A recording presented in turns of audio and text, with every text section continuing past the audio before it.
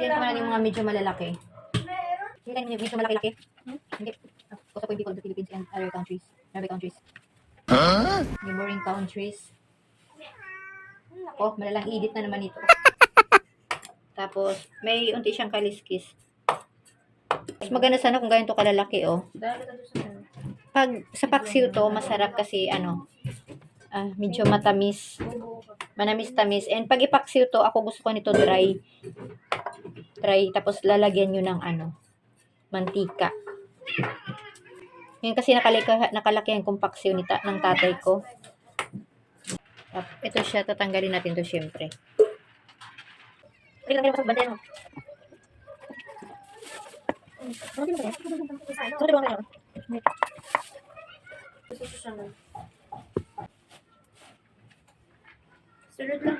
Ayan na, tapos na. Moments later.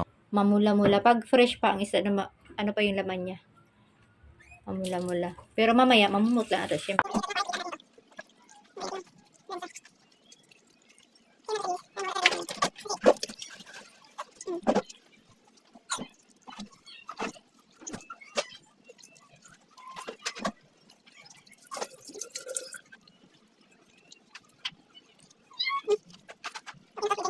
Ayan, wait lang.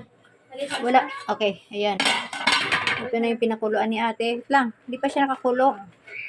Sinabay niya na yung luya pati yung sibuyas. Dapat may sibuyas mo. Pero okay na yun para maglasa din. Ito yun. Nahimay niya na ni ate ang malunggay and yung talbos ng kamote. Dahil mga anemic ang lola nyo. Tapos, yan. Yan. Tanglad. Ito naman yung aking tapan natin. Ito naman yung sa aking kinilaw. O yan. Diba? Napaka-colorful. Hinugasan ko na yan. Sinet up ko lang na maganda para maganda rin. Pang thumbnail din to. Ayan. Huwag mong ipaisisa mo. Nag-ano na yung sabaw. Nagkulay na yung tanglad. Sige. Aking. Napil. Ano pati yung sandok mo ngayon? Yes, ito yung talbos ng kamote. Hugas na rin yan. And ako din ako matapos-tapos sa aking trabaho. So, ganyan. Busy-busy yung lababo. Malik lang kasi itong lababo dito. Ayan. Ayan, pakulo na siya. So, titimplahan mo na. Ayan, kulong-kulo na siya. Lagyan na ng ating kusinira. Ate. Are you okay? Naku. Ayan na. Nahuli na tayo sa ketchup natin. Yan. Natimplahan ko na rin yan. Ayan, kita na yung host ng ano. So, yan. Binuklat mo yung mga talbos pa isa-isa. Okay. O, yun. Sakto lang yung sabaw. Yan, bumuka na yung ating alimasag. Mukhang mataba talaga yung alimasag na to. Ayun, tsura pa lang, oh. So, di ko sure kung mamaya kung kakayanin magbang-mukbang kami. So, okay na. Okay na. Ayan. Yan ang ulam. Oh, mausok pa, oh. Sarap, diba? So, yan muna. And pagpatuloy ko na yung aking kinilaw. So, ito kasi ida-direct ko na to paglagay dahil hugas na nga naman na.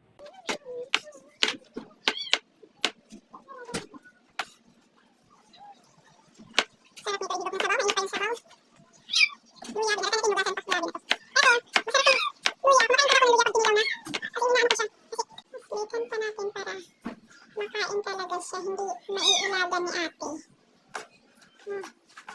Para ng bawat subo mo, pasok sa banga.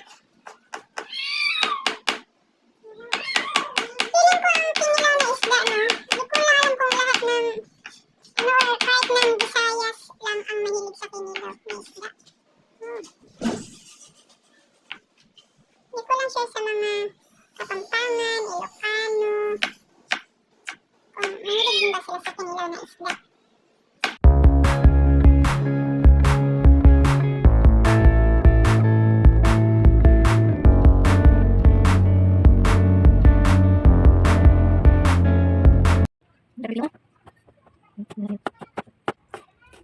Hindi pa lang, oh. Wala. Sumasabog na. My God. Ha? Lalo nang anghang niya mamaya. May chili flakes din naman ako, di ba? Lagi niyo naman nakikita, pero hindi ko muna siya gamitin. Kasi gusto ko talaga na, all natural. Baka hindi kaya ng anak ko. So, 3 lang. Mag-set up. So, mag-ano na tayo. Maglagay na tayo ng ating mga ito. As usual. Wala pa man, na-atching na ako. Paminta. Kunting asin. Siyempre may ilalagay ako, di ko napapakita, joke lang. What? Piga na natin to. Kung nasali yung buto. Hayaan mo na. Yung sabaw malamig na. Happy, Lalagyan na natin ang ating ano. Yan. So, yun, oh. Oh. Lagyan na natin siya. Mapaw.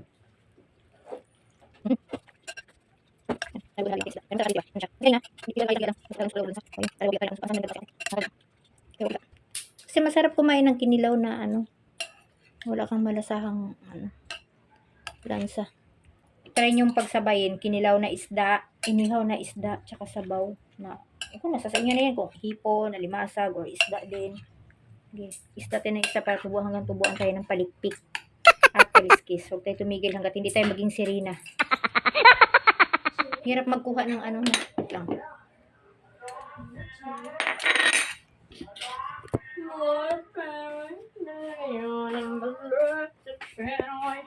Wait eh.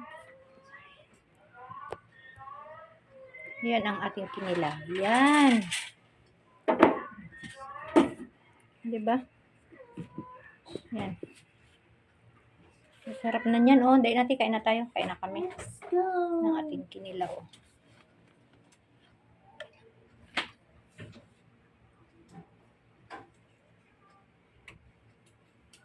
Yan.